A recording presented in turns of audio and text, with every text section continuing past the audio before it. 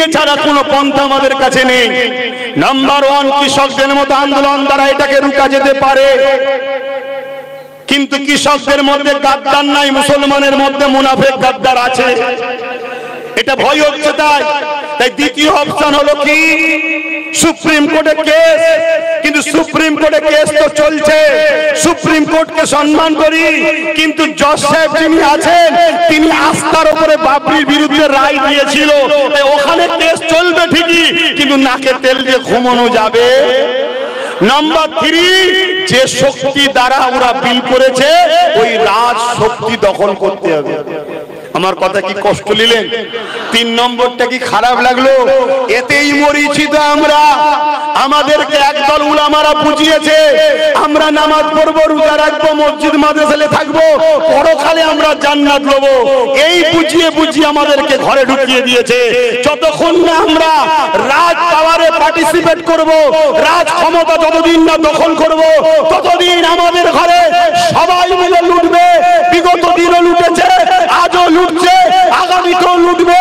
আজকে বুকে হাত দিয়ে বলুন, আমি যে 2021-এ বলেছিলাম চেয়ারের 3টে পা থাকে, একটা আমাদের থাক। ধরুন রাজ্যে যে সরকার আছে তিনি ধরুন বসেই আছে সরকারে, কিন্তু তিনার পা 3টে আর একটা আমাদের যদি লাগানো থাকতো, আজকে বলতে পারতোই চেয়ারে বসে দিল্লি যাও। সত্যি করে বলুন, পারতেন? কেন পারতেন না? তিনি জানে একটা পা ওদের বিরুদ্ধে আঘাত দিয়ে কথা বললেই পা খুলে নেবে, সরকার পড়ে যাবে। তাহলে আমাদের রাজ পাওয়ার দরকার আছে না নাই?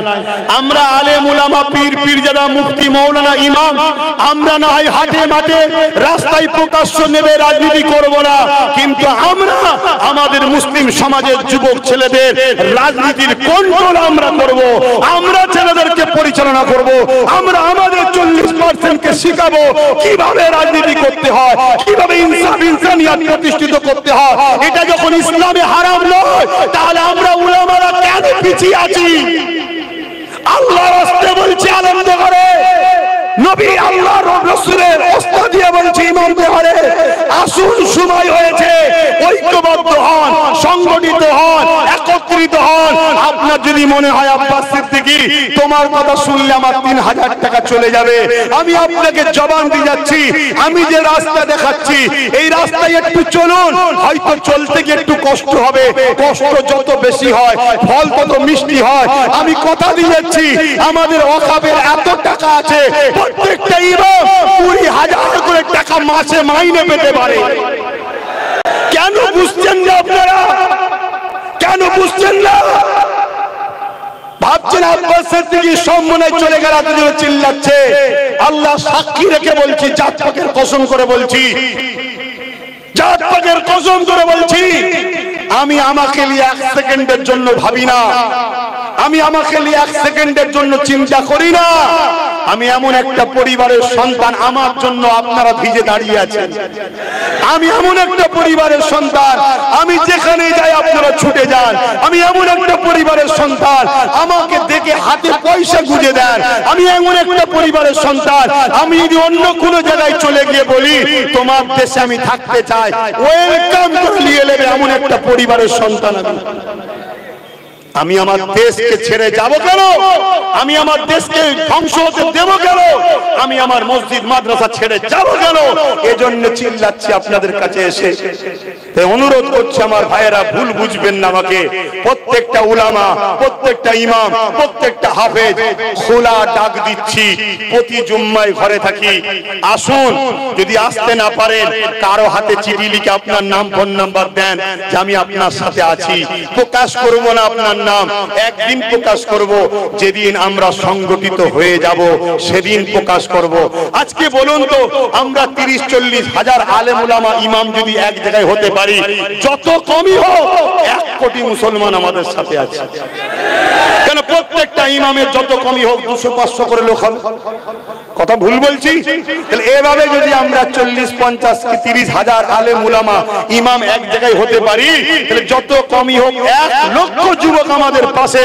আর আলেম উলামা ইমামদের জন্য যুবকরা বুকের তাজা খুন দিতে রাজি আছে, ঠিক না বেঠিক? বলো দিতে পারবে না? পারবে না? তোমাদের সামনে তোমার নবীর ওয়ারিসকে অপমান করা হবে, তোমাদের সামনে তোমার নবীর ওয়ারিসকে মারা হবে, তোমরা যুব সমাজ কি চুপ থাকবে? এই গতকালকে পরশু দিনে আমার আমানুল্লাহ ভাই রয়েছেন, উনি সময় নেই বলে বলতে পারেন, ওটা আমি বলে দিয়ে যাচ্ছি।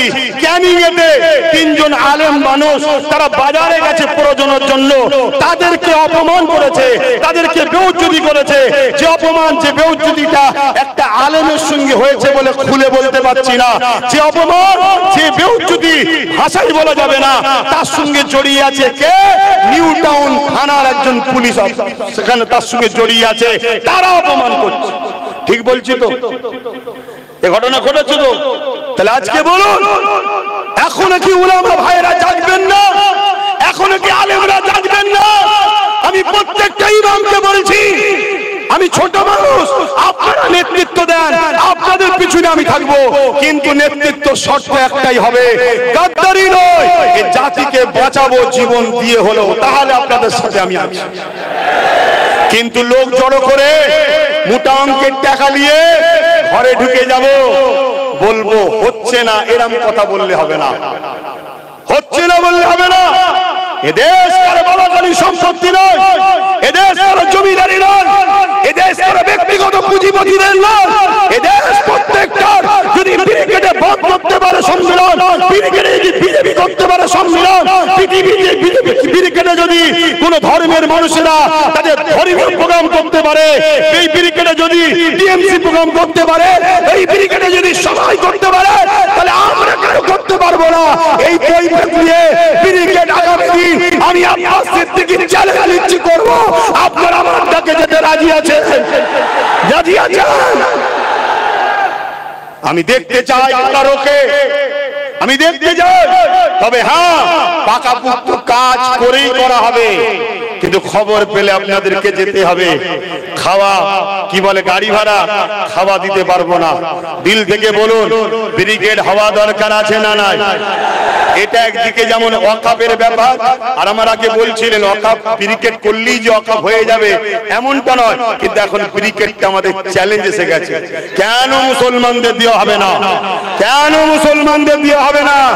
যদি সেখানে আমার হিন্দু ভাইয়েরা তারা তাদের গীতা পাঠের জন্য পেতে পারে, 100% ঠিক করেছে, পাবে না কেন? তাদেরও তো ব্রিগেড, আমি বিরোধী নয়, কিন্তু সবাই যদি পায়, বাম পাবে, কংগ্রেস পাবে, টিএমসি পাবে, বিজেপির মতো অপদার্থ দেশ যারা দেশকে ক্ষতি করছে তারাও যদি পায়, তাহলে আমরা দেশের জন্য উলামারা 70,000-এর উপরে দিল্লিতে জীবন যে ব্রিটিশদের তাড়িয়েছি, আমরা তাদের উত্তরসূরি, আমরা কেন ব্রিগেড পাবো না?